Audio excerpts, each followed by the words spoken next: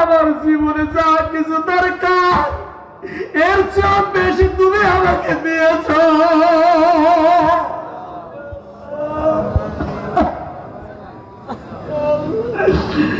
তোমার নেয়ামত শুকরিয়া আমরা আদায় ঠিক মতো করতে পারি না, যেন আমরা তোমার নেয়ামতের শুকর আদায় করতে পারি,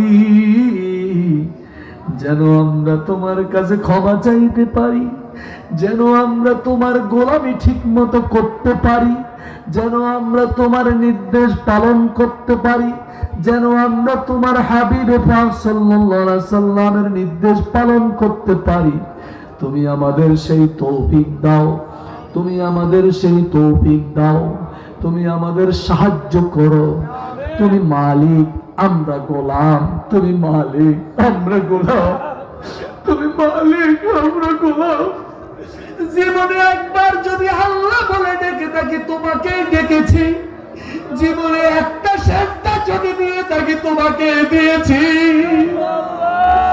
জীবনে আর কারো ইবাদত করি নাই, আর কারো গোলামি করি না।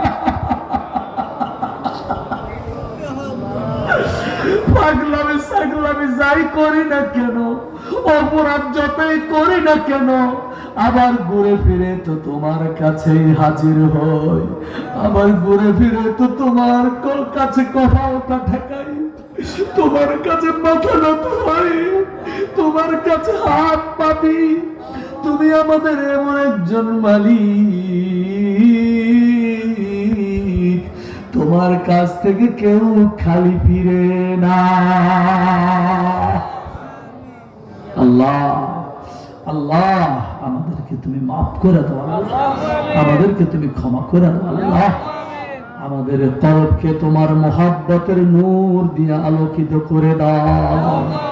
সবাই বলেন ইয়া মুকাল্লিবাল কুলুব সাব্বিত কলবি আলা দীনিক, ইয়া মুকাল্লিবাল কুলুব সাব্বিত কলবি আলা দীনিক, ইয়া মুকাল্লিবাল কুলুব সাব্বিত কলবি আলা দীনিক।